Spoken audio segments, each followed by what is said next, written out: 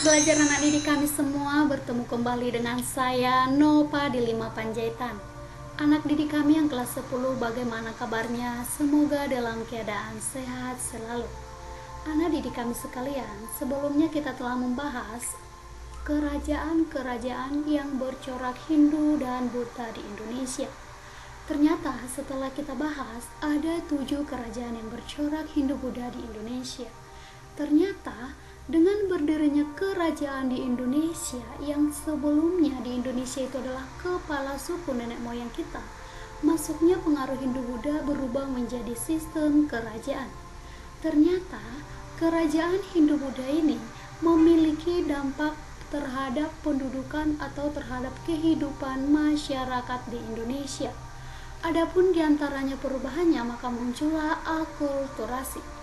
Akulturasi yang dimaksud adalah perpaduan kedua kebudayaan, yaitu kebudayaan Hindu-Buddha dan kebudayaan masyarakat lokal di Indonesia.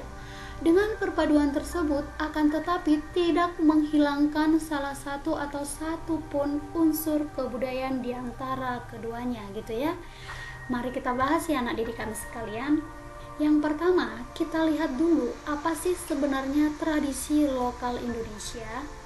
Di antaranya, kalau kita lihat dari unsur pokok kebudayaan asli di Indonesia, ini menurut pendapatnya Dr. Brandes, ada 10 unsur pokok kebudayaan Indonesia. Di antaranya adalah kebiasaan untuk bercocok tanam.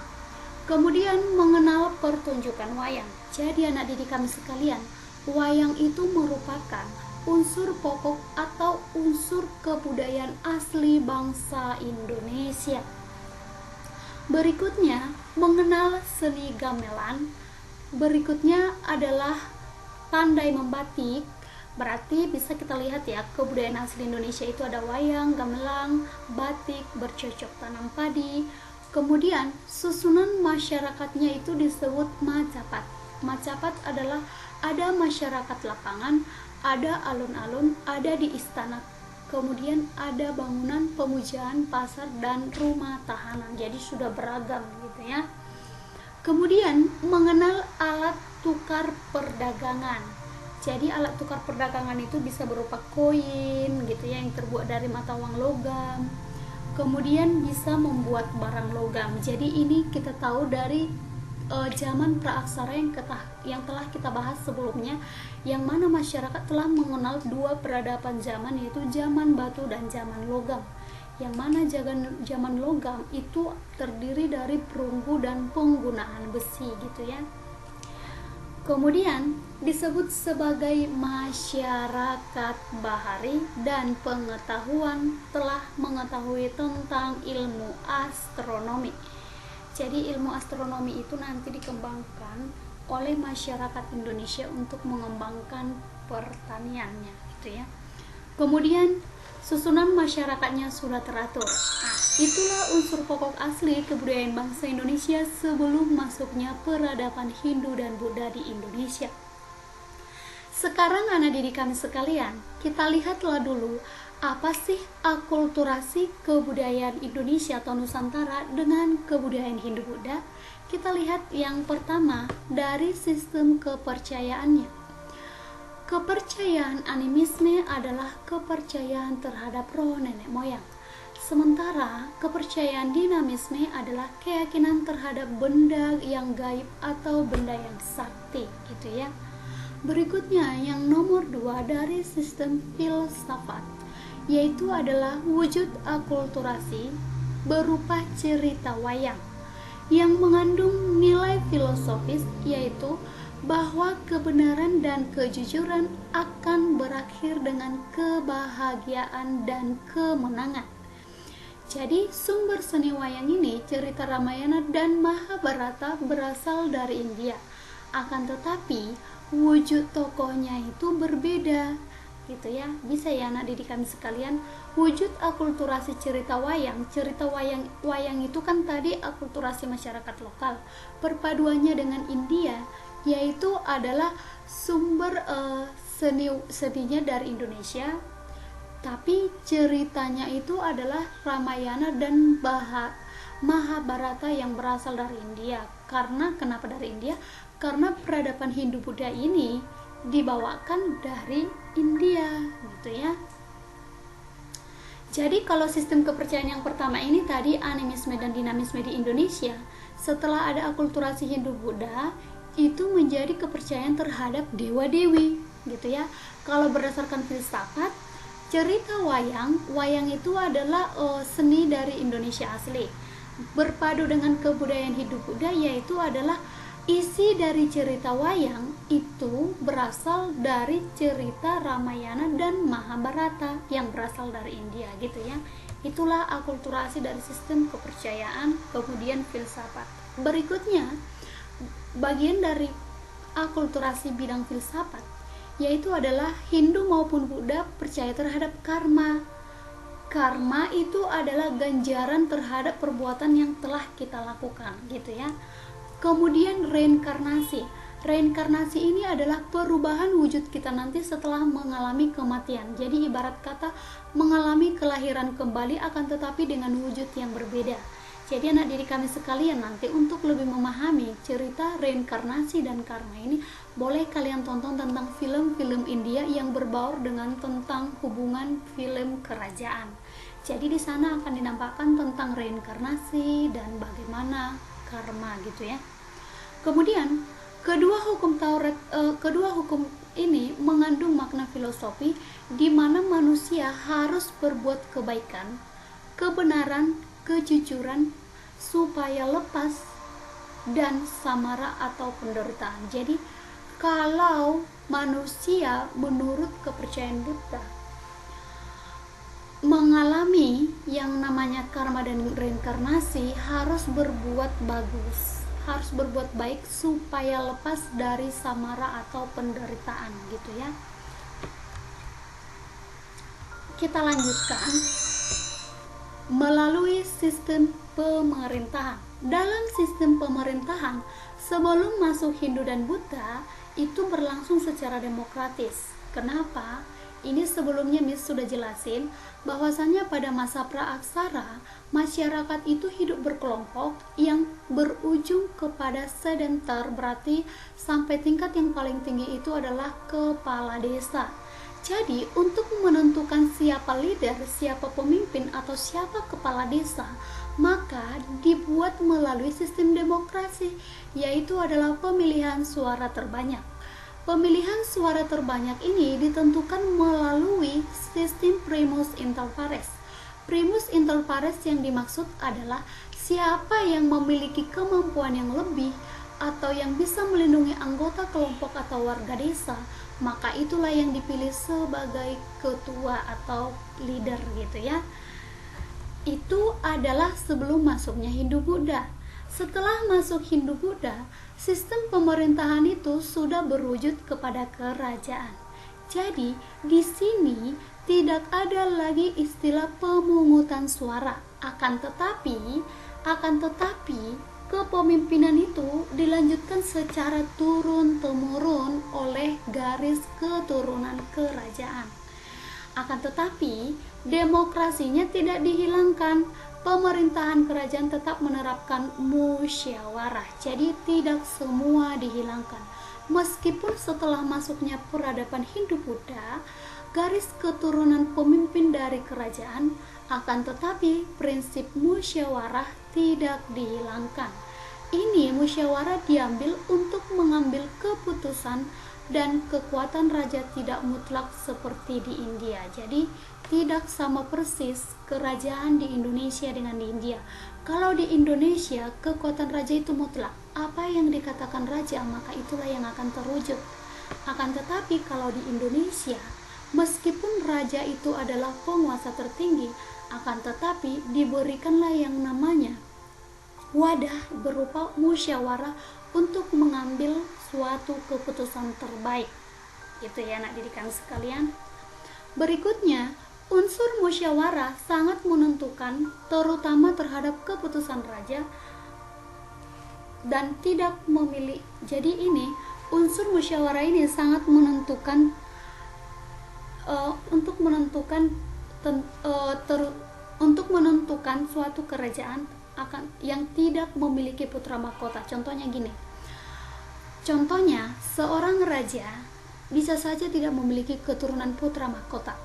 Jadi untuk menggantikan posisi raja ini, maka dijadikanlah musyawarah sebagai gantinya, gitu ya. Selanjutnya kita bahas anak didik kami sekalian. Kita lihat ya. Dalam seni bangunan. Jadi dalam seni bangunan, pengaruh Hindu-Buddha di Indonesia diantaranya ada bangunan candi. Candi ini berbentuk tingkat-tingkat yang terdiri dari kaki, tubuh, dan puncak candi. Pada dasarnya, candi Hindu ditemukan pipih yang berisikan lambang jasmania raja, yaitu adalah yang membuat candi. Pada bagian atasnya terdapat patung dewa dan puncaknya terdapat lambang para dewa. Jadi di sini bisa kita lihat ya, bagian atas terdapat patung dewa dan bagian puncaknya itu lambang para dewa. Jadi ini sama dengan pola dasar pundan berundak, gitu ya. Fungsi candi di India, kalau kita bandingkan fungsi candi di Indonesia dengan di India ya. Kalau di India fungsi candi itu tempat pemujaan dewa, sementara kalau di Indonesia sebagai makam atau pemujaan terhadap roh nenek moyang. Jadi bukti lambang jasmania raja di dalam pripik, sedangkan diantaranya perwujudan raja yang telah meninggal, gitu ya. Jadi bisa dibedakan ya fungsi candi di Indonesia dengan di India. Kalau di India tempat pemujaan roh nenek moyang, akan tetapi di Indonesia itu adalah sebagai makam dan pemujaan roh nenek moyang. Selanjutnya seni rupa. Masuknya kebudayaan Hindu-Buddha di Indonesia dalam seni rupa, contohnya itu adalah seni hias yang berupa relief pada dinding candi di Indonesia, yang menunjukkan adanya akulturasi antara budaya Indonesia dengan India. Jadi adanya seni hias yang berupa relief, gitu ya. Dan hiasan relief ini pada dinding candi merupakan suatu cerita yang berbaur atau yang berhubungan dengan cerita agama. Jadi pada dinding candi Borobudur itu seharusnya cerita tentang riwayat sang Buddha Gautama, tapi digambarkan suasana kehidupan masyarakat Indonesia karena ditemukannya hiasan gambar perahu bercadi, kemudian ada gambar rumah panggung dan burung merpati. Jadi anak didik kami sekalian, akulturasi peradaban Hindu-Buddha di Indonesia itu dalam bentuk candi dalam seni rupa, yaitu adalah adanya relief.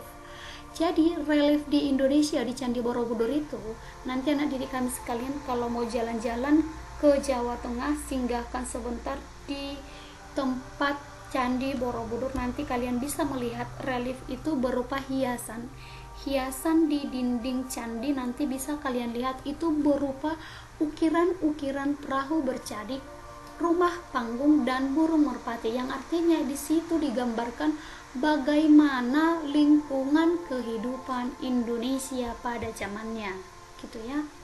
Berikutnya ada Candi Jago di Jawa Timur. Ini dijumpai tokoh Punakawan, yaitu adalah orang yang menjadi pengawal kasatrian yang dijumpai di Indonesia, gitu ya. Selanjutnya dalam seni sastra, dalam seni aksara. Pengaruh seni sastra di India memberikan corak seni sastra di Indonesia. Contohnya itu adalah cerita Mahabharata dan Ramayana, di mana sebagian besar isi dari ceritanya menceritakan tentang peperangan sengit selama 8 hari antara Pandawa dan Kurawa.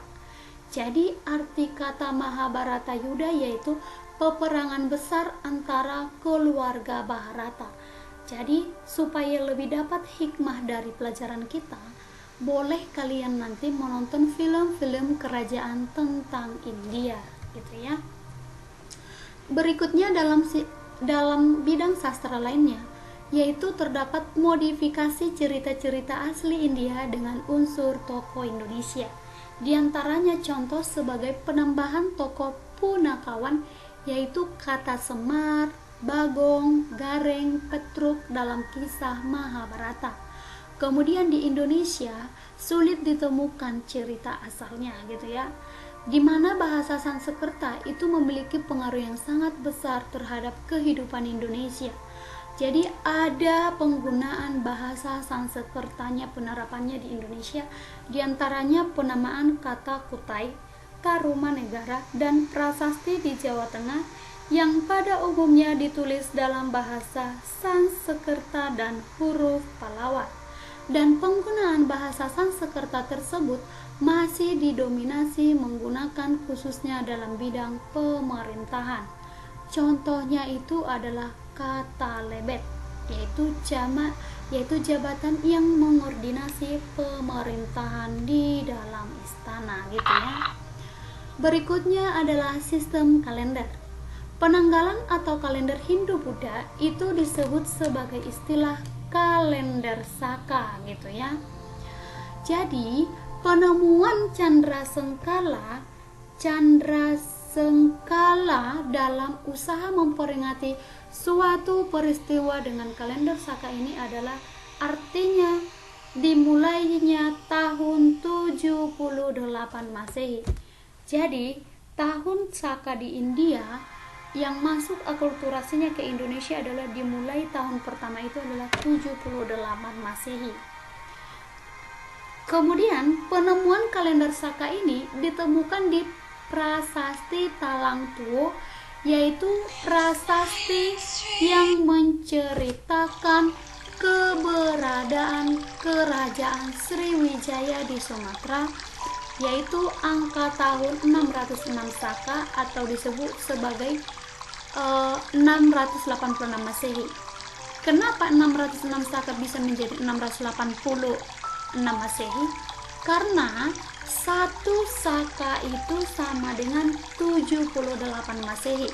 Berarti 606 ditambah dengan 78 gitu ya.